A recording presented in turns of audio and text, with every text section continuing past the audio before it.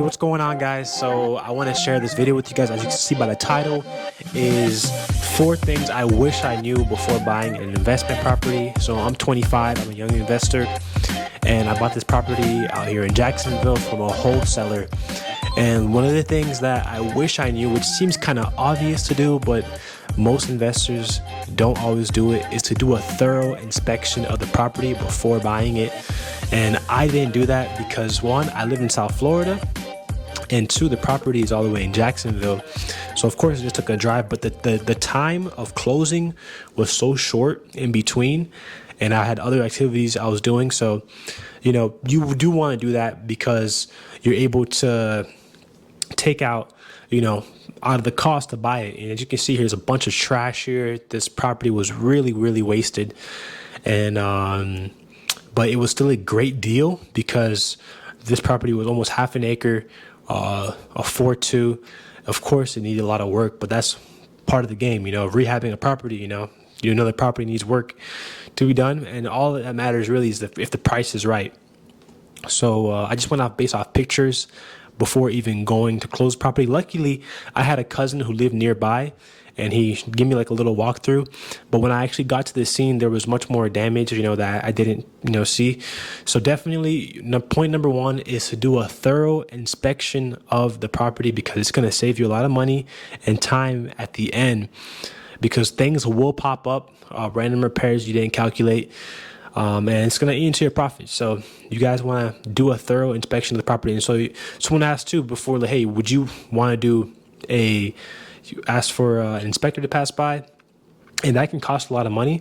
But here's a hack, right? So without doing any inspector, let's say you're new to this, you don't know what's going on, right? It's your first property. What you can do, you can ask an inspector to pass by for an estimate of how much it would cost. And then usually they give free estimates, and they'll pass by and tell you the cost of the repair, so without having to pay for the actual inspection. So that's a hack for you guys. Number two, guys, is to become friends with your neighbors. That's I don't hear no one talking about that.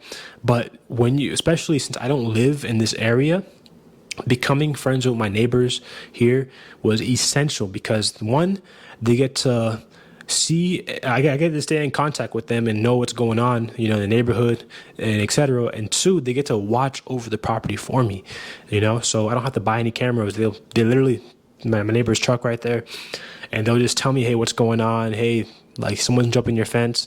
And it's really helpful to keep an eye on the property, because these properties are vacant.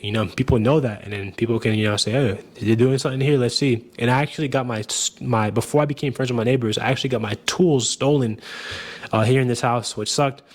But as soon as I became friends with my neighbors, everything just changed up. So you definitely want to do that. Become friends with your neighbors so that they can keep an eye out for you, and you get to have a better relationship with them too. Number three, I would say, is to use Facebook Marketplace and Temu.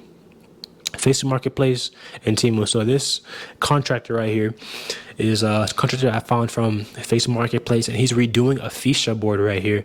As I told you, there's a lot of damage in the house from water damage, and he's redoing this fascia board. But I actually found him from Facebook Marketplace. So I had kind of trouble in the beginning finding contractors, because I'm not from that area, and I asked around by word of mouth.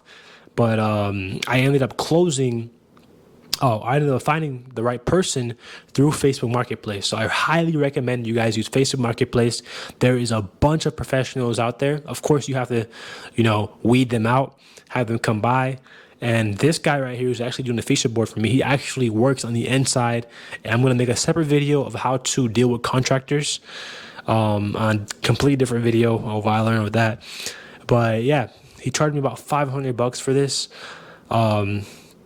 just to put up this wood here. And I'm going to make a separate video on this completely, but it can really add up, well, if you're not keeping track. And that's my bonus, guys. My bonus I want to give you, number 4 actually, is to use a budgeting app, right? So you definitely want to budget everything you're doing, because this thing adds up super quick. And the budgeting app that I use personally, I'm not being sponsored by them, but it's called Expensify. Expensify is a free app that you can use to track all your expenses. So I was able to use this to track all my expenses on this house. And at the end, when I'm about to sell it, I get to see, okay, like, hey, this is how much I can sell it for, or I want to make sure I make my money back, Of course, you want to have an idea of how much you're going to sell it for before you buy it, of course. But so guys, let me know in the comments, guys, if you have any questions on, buying your first property, investing in your first property to rehab, or maybe you have other tips. What are some other tips and tricks that maybe, as beginners, we don't know we failed to do, So if you like this video, guys, please comment, like, subscribe, and I really appreciate it. And I'll come out more videos in the future. I'm going to have a couple more videos on contractors and showing you just the whole process of this house. And yeah, definitely use Facebook Marketplace, guys. Use Temu when you're buying lights. It's amazing, guys. You'll be surprised how much you can save.